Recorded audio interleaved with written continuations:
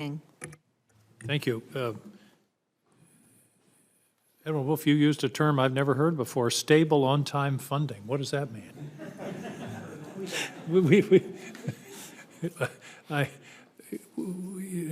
Let's hope that we can make that happen. That's certainly the goal, and I understand how debilitating it is to not have stable on-time funding.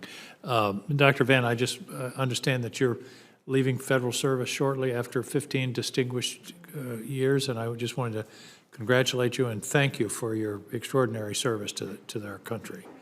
Let me start with a question for you, Dr. Van. The prior organization that preceded where you are now included chemical and biological defense and threat reduction. I don't think that's in the new job description.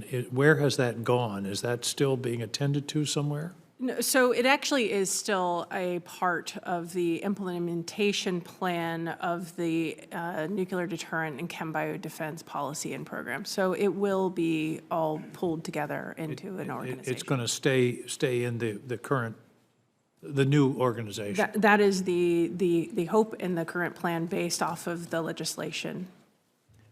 Mr. Hoagland, if you were listening to the first panel, you won't be surprised by this question. You mentioned the phrase, the foundation is our workforce.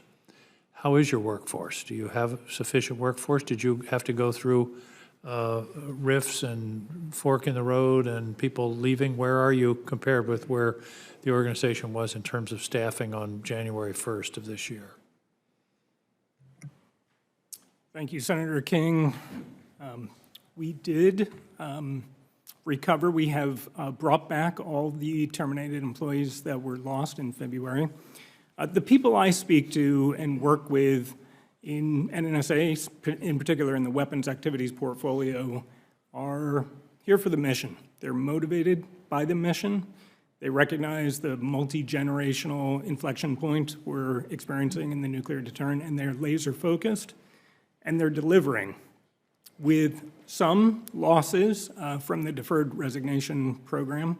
We undertook a process to identify critical needs, either from those absences or because of emergent requirements in the program, and we've shifted staff around to attend to the most important needs, and we continue to deliver. One of my questions is the hiring freeze still in effect? By and large, the hiring freeze is still in effect. Well, that's what worries me is if people are taking deferred, whatever you call it, fork in the road retirement, and the hiring freeze is in effect, you could end up with some pretty important vacancies. That's very true.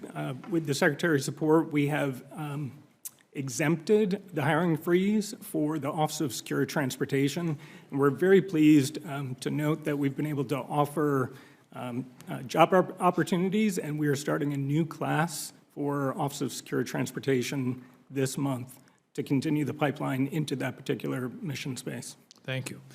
General Bosia, good to see you again. Same here, Senator. And thank you for the service that you're providing. We had some discussion in the Armed Services Committee this morning about Air Force availability. Do you have a figure for availability of your strike force? In other words, well, you know what I mean. What's the percentage of your force that's available at any given moment? From a bomber perspective, Senator? Correct. So between the B-1, B-2, and B-52 force, we hover around the 50s for aircraft availability, just because of spare parts and the legacy weapon system sustainment. In terms of spare parts, one of the things the committee is looking at is when we're acquiring new platforms that we also acquire the intellectual property so that we can make our own spare parts. I believe there should be a 3D printer in every depot and on every naval ship. Right now, is spare parts a bottleneck for you? Because to be honest, 50% availability, the commercial aircraft is 98% availability. They'd be long out of business if they had a 50% availability. It's not necessarily unique to the bomber fleet. It's just No, I understand that was the number we had this morning for the Air Force generally. The bomber fleet is challenged by what we call as legacy vendors that don't actually make the parts we need. So that's a challenge for the acquisition community to get those contracts put on order. As you know, the B-52 is pretty old. 70 years plus old. The B-2's in its 30s, the B-1's in its 40s and 50s, depending on the year the aircraft was made. And we're using them a lot. So the demand signal for our bombers is at the highest level that I've seen it in my career, while we're also challenged to get the sustainment parts on the shelf for the legacy I hope that fleet. could be a priority in terms of sustainment and maintenance and maintaining a higher level of availability. That's a better deal for the taxpayers, and it makes your service all the more lethal if it's available. Without a doubt, and that's obviously the reason why we're going to be fielding the B-21 Raider platform to replace the B-1 and the B-2 is because of the age and the legacy fleet, and then modernizing the B-52H to the B-52J model. Thank you. Thank you. Thank you, Madam Chair.